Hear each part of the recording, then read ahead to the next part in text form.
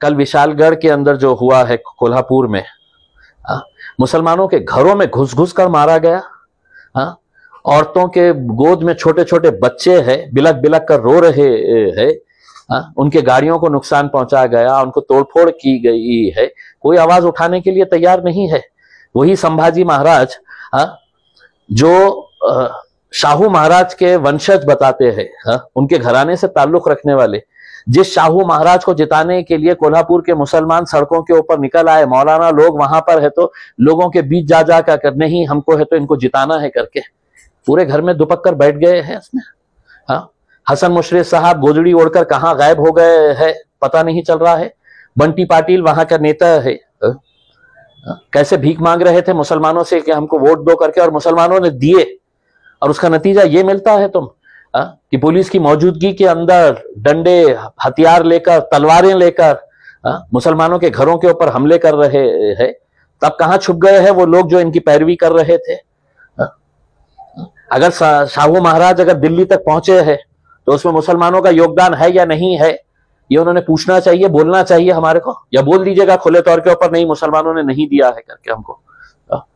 तो आज जो हालात बन के आ रहे हैं, कोई हमारे साथ आए ना आए, हम तो अपनी अब ताकत दिखा के रहेंगे। अतिक्रमण की कार्रवाई योग्य वाटते का? भाई अतिक्रमण के बारे में हम कहीं पर भी ये नहीं कह रहे हैं कि हम किसी बात का हम ऐसा समर्थन करते हैं करके। उसमें अगर अतिक्रमण हुआ तो क्या आप तलवार लेके निकलेंगे?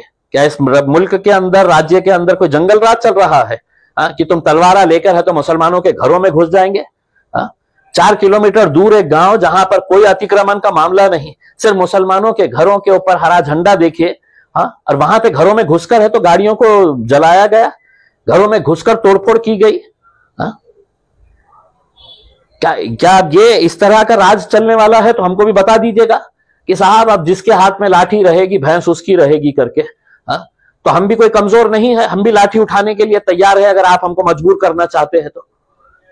अगर पुलिस की मौजूदगी के अंदर ये गुंडा राज चल रहा है तो आप हमसे क्या उम्मीद करते बैठे हुए हैं कि हमने हाथ पे हाथ धरे बैठे रहना और देखते रहना चाहिए? हाँ हमारी बहन के ऊपर हमारे घर में है तो उनके घर में घुसकर है तो हमला किया है। बाकी हिजड़ों की तरह नहीं है हम भी है तो सरकार को, हुकूमत को, पुलिस को ये साफ तरीके से बताना चाह रहे हैं। अगर आप चाहते हैं कि हथियार हमने भी उठाना चाहिए करके तो हमारे में भी उतनी ताकत है, हम उठा सकते हैं करके। देखिए मैं असद साहब का एक शागिर्द हूं मैं। यही असद साहब की बदौलत मुझे इस शहर का प्रतिनिधित्व करने का आमदार की हैसियत से मौका मिला। फिर मैं खासदार बना उन्हीं की वजह से।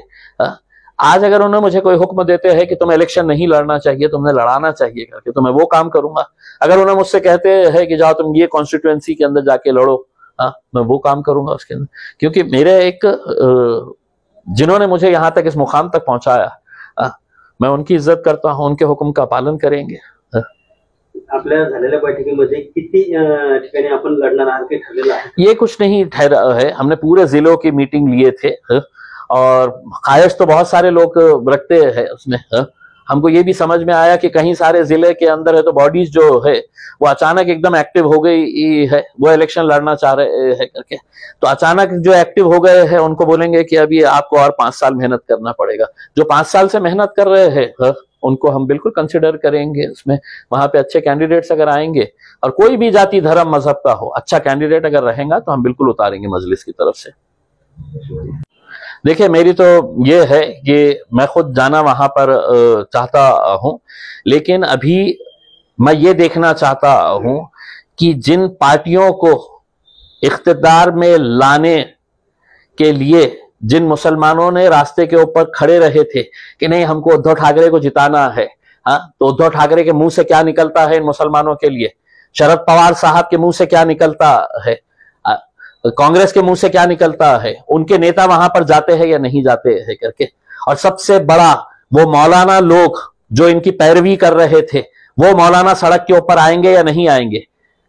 चुनाव के वक्त में सियासत हम करना चाहिए, साल भर हमने इन लोगों के लिए खड़े रहना चाहिए, लड़ना चाहिए, और आप इलेक्शन के वक्त में आएंगे और कहेंगे कि नहीं नहीं इनको वोट दे दो करके। अब ये पूरे मौलानाओं की जिम्मेदारी है कोल्हापुर के कि जाना और उस शाहू महाराज से सवाल करना कि तुम्हारे को लोग दिल्ली तक हमने पहुंचाया है और बदले में हमारे को हमारे घरों में घुसकर तुम मार रहे हैं। देखिए, पुलिस ने वहां पर भारतीय जनता पार्टी और एकनाथ शिंदे की शिवसेना के कार्यकर्ता की तरह काम किया है। वहां पर उस वर्दी को शर्मिंदा किया है जिस वर्दी के अंदर आईपीएस ऑफिसर्स और सीनियर ऑफिसर्स वहां पर खड़े हुए थे। उसमें उतार दीजिएगा, वो वर्दी उतार दीजिएगा, भगवा चोला ओढ़कर राजनीति के अंदर आइएगा, लेकिन जब तक वो वर्दी है तो उसका सम्मान और इज्जत करते हुए जो ड्यूटी, जिसकी कसम खाए है आपने कि हम देखेंगे नहीं कि कौन सी जात का क्या है करके, जहां पर भी लोगों के साथ नाइंसाफी, पुलिस की मौजूदगी के अंदर इस तरह की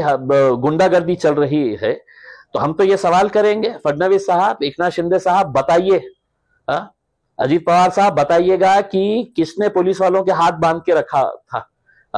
या वो पुलिस वालों ने बताना चाहिए कि अब हम पुलिस की नौकरी नहीं करते हैं, हम जो है अब वो हमारे आकाओं की, हमारे राजनीतिक पार्टी के जो आकाएं हैं, जो हमारा ट्रांसफर करते हैं, उनको खुश करने के लिए हम काम करते हैं। हम अपनी वर्दी का एहतराम नहीं करते हैं, हम अपनी वर्दी के हिसाब से काम नहीं करते हैं।